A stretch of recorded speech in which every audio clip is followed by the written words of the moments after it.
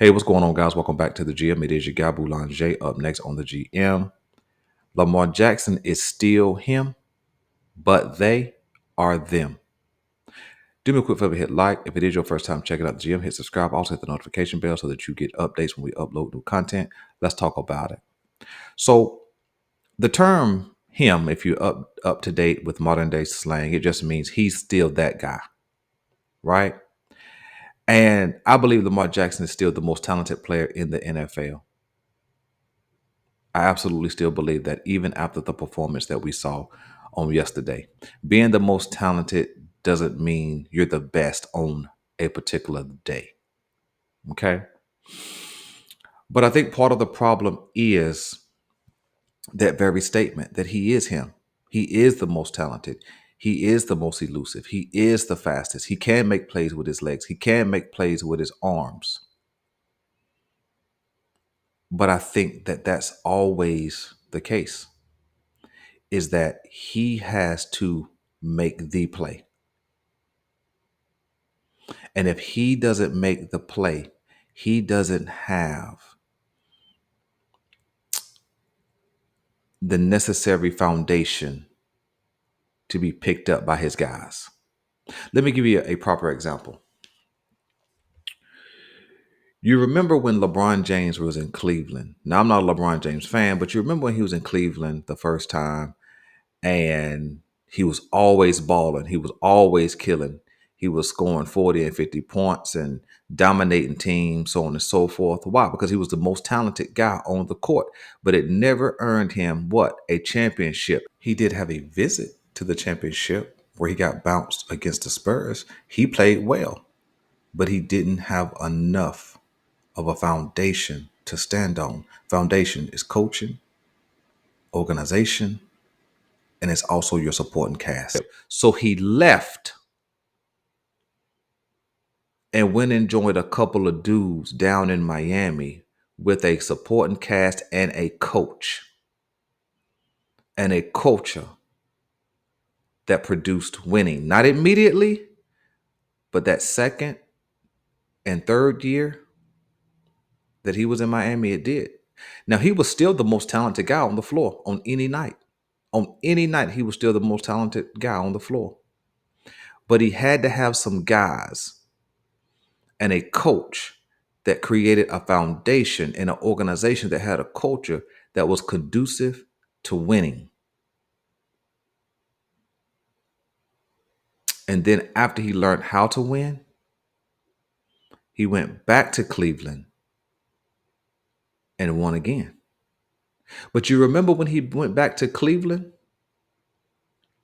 he was then the culture. He was always still going to be the best or most talented player on the floor, even with Kyrie Irving beside him. But you remember how they got rid of David Blatt because they didn't get the job done? Because David Blatt didn't seem to get the job done. Then what happened? He won.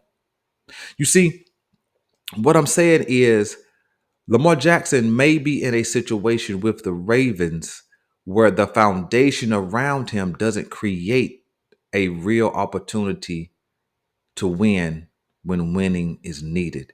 To when you're having a bad game, when you're having a down moment, when you're having a bad series, there is a guy or a couple of guys who can come through and carry you through. Case in point, when LeBron James was facing the Golden State Warriors pre KD and after they had lost in the first go round, when they had faced off against Golden State the season before,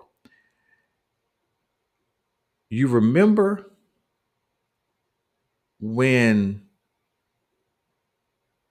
the game was on the line, although LeBron James was the most talented guy on the floor, he had another guy who was super talented who stepped up, hit the shot, and won the game. Right? So although he was the most talented, he was the most downhill, he was the most dominant, he needed another guy or another couple of guys to come and do their part to pick him up. Now he balled out that game, but Kyrie hit the shot.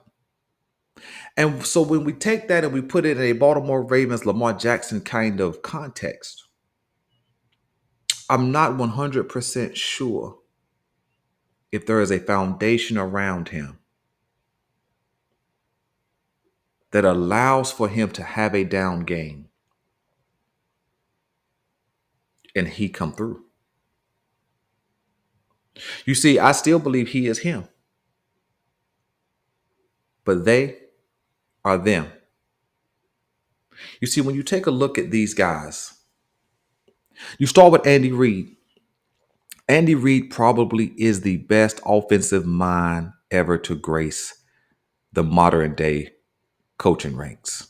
Over the last 30 years, Andy Reid's offenses have always been top notch. Always been top notch. Even to the point where you move on from Tyreek Hill, you win the Super Bowl. You move on from Eric Bieniemy, or Eric Bieniemy moves on from you, you still are going to the Super Bowl. Why? Because his offensive mind, his offensive philosophy creates a foundation for when his offensive players get on the field, all they have to do is be right place, right time. You see, you never see Patrick Mahomes really flustered in the pocket. Yeah, you saw some things in the season, but that was because some other pieces to the puzzle wasn't doing their part. But when you saw this team get into the playoffs, you saw consistency, you saw playmaking from the playmakers, and you saw everybody else around them do their part. We understand offensively that these two guys, Mahomes and Kelsey, are hand in hand. They're a dynamic duo. And when the plays had to be made in that first half, who made the plays? It was these two guys. You see, so when you add Reed, Mahomes, and Kelsey together, they've been almost unbeatable. That's why they've gone to 4 Super Bowls in Mahomes' 6-year career. That's why they already have two, because Andy Reid has created a foundation offensively that no matter what happens, you can stand on this. And if people do their job, you still have an opportunity to be successful. Think about the turnover. They move Orlando Brown on, they put in a new right tackle and I believe a new left tackle. And they produce. They draft Clyde Edwards Hilaire or whatever his name is. I can't remember his name correctly. They drafted him a couple years ago in the first round. They move him out of the way and put in Pacheco, and they still win. They move Tyreek Hill out of this offense, meaning they move on from him. They put in some younger guys, and they still win.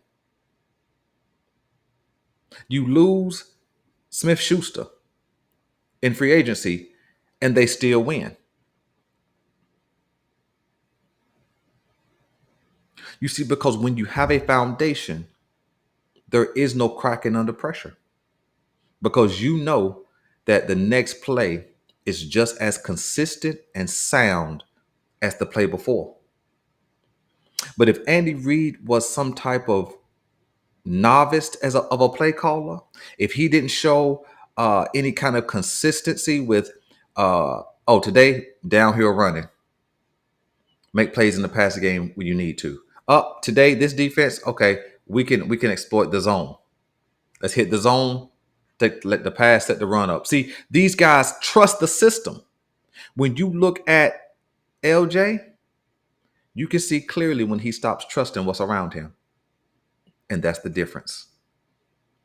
And that's why Mahomes, Kelsey, and Reed and the Kansas City Chiefs are running the NFL for the last 6 years, even at the end of the Tom Brady era.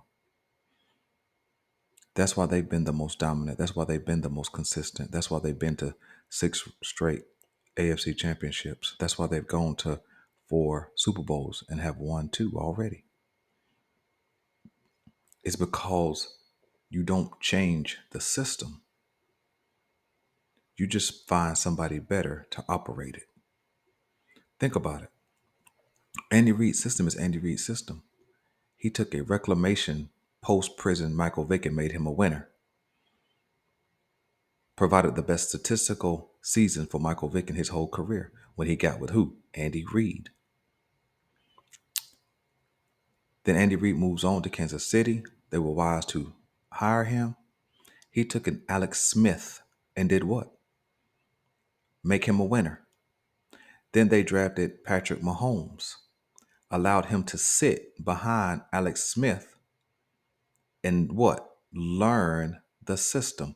Then they gave him the keys and now he's driving it. And all Andy Reid has to do is tighten up what needs to be tightened up. The difference between Mahomes, Kelsey, and Reed and Lamar Jackson and the Ravens is that Lamar Jackson is the system. And there is no one around him, not Harbaugh, not Monken, who can help him tighten it up. So when he fails to make a splash play, when he fails, that being Lamar Jackson, to make the 20-yard run, when he fails to escape and throw the ball 35 yards to Zay Flowers, the whole system fails because he is the system. And that's why when a game is over, everybody's looking at Lamar Jackson because there is no system. That's why that offense looks like it looks. That's why when Ronnie Stanley ain't blocking, John Simpson's getting pushed in the backfield, so on and so forth. That's why it looks like that. There's nowhere for Todd Monken to tighten up in this system. You got to think.